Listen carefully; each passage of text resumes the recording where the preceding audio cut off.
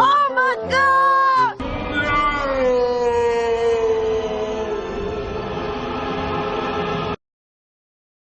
Hey everybody, this is Kohdok here, and I have some good news and some bad news. The good news, as you can see here, is that I have finally graduated from college as of May 19th, 2011.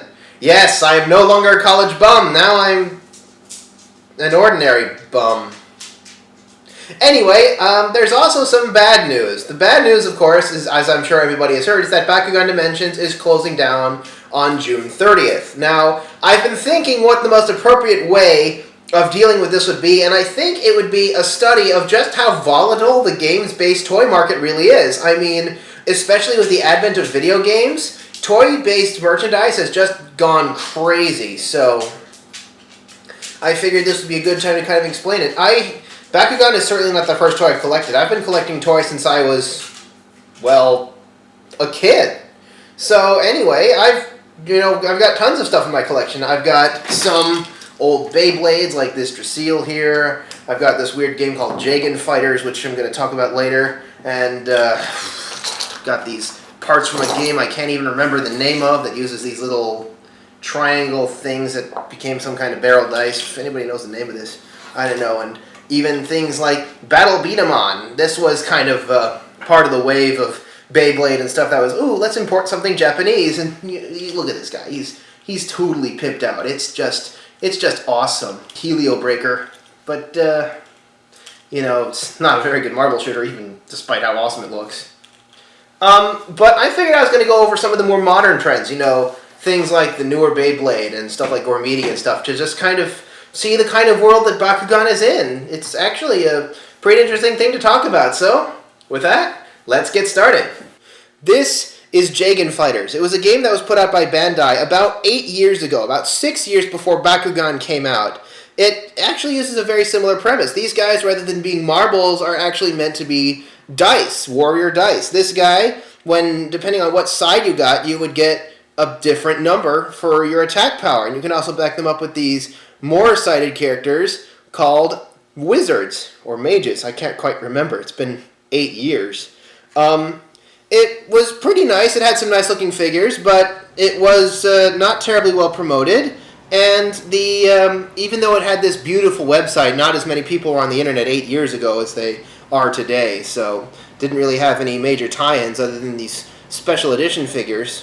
It was an interesting concept, but it kind of fell by the wayside pretty quickly. Battle Bands is a newer addition to the game universe. It's an attempt to cash in on the silly bands and the Bakugan crazes by having these little rubber bands that associate with cards and have special powers and stuff. Now, a booster pack contained about 7 of these for $7, but when you can get 3 times as many for about a third the cost, that kind of sets this thing dead in the water right away. So, kind of an interesting concept, but one that was extremely poorly executed with no promotion and very bad pricing and design.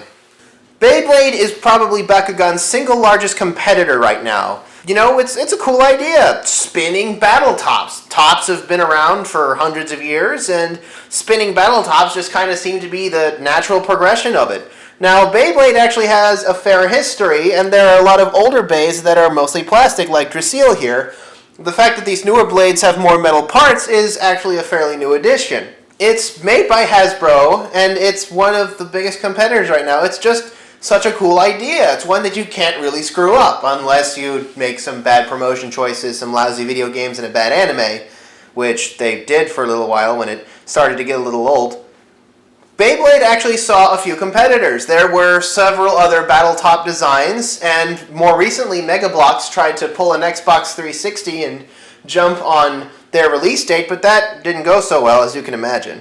Gormiti is an interesting case in that I can actually give you a kind of analysis of how its marketing has gone. Gormiti works by having the number on the foot align with the number on the card to see who gets the highest power, and in a lot of foreign countries that's gotten pretty high. While it was a complete and utter flop in the United States, it has been quite successful in its native country of Italy, as well as in France and Brazil. And I think I can point out a few reasons for that. One of them is the translation. See this guy here with the Cthulhu face? In America, he's known as Deep Down Fear, whereas in Italian and other Romance languages, he's Horror Profondo, which translates into profound horror, which is like an awesome way of saying Deep Down Fear, but You know, it's like the difference between Red Bad Dream and Crimson Nightmare. It just kind of lacks that awesomeness factor. And also, look at these figures. The ones in the front, they just look better.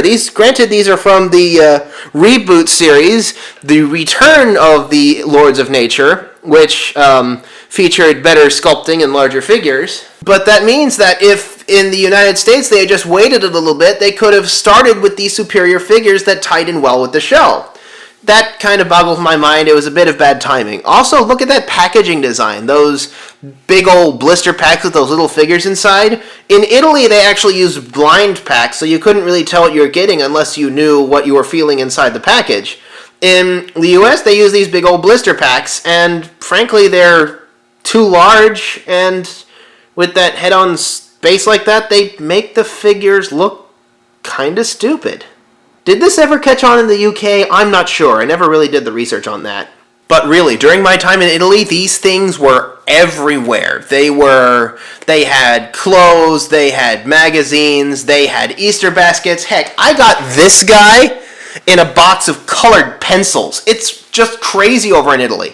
Now, an interesting thing is Gormiti also got a competing series, which was made by Little Tykes and is called Number Busters. It is exactly the same thing. Things have the numbers on a part of their body, and that corresponds to the number on the card. It advertised itself as a math learning game, which, when you advertise your game as educational, is pretty much tantamount to marketing suicide. But an interesting thing about it is it uses more conservative packaging and a larger variety of body types, which I think is actually pretty interesting. If both of these games had been somehow mixed together, losing the lame slogan and the repetitiveness of body design, then we might have actually had something pretty awesome here. Nanivore was kind of on the other side of the scale, in which everything you bought was meant to be tied into an online game. Now, you loaded these creatures in and... Wait a minute, that layout looks awfully familiar. Anyways, Nanivore closed its doors last year, so it's not terribly surprising that Bakugan Dimensions has gone the similar direction.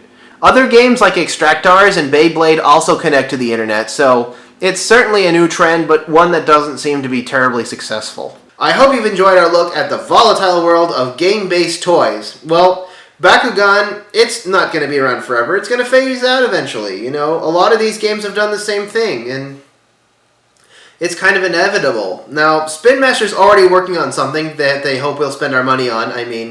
We'll buy into, called Red Red. Oh, I'm sorry, Red Akai. Akai is red in Japanese.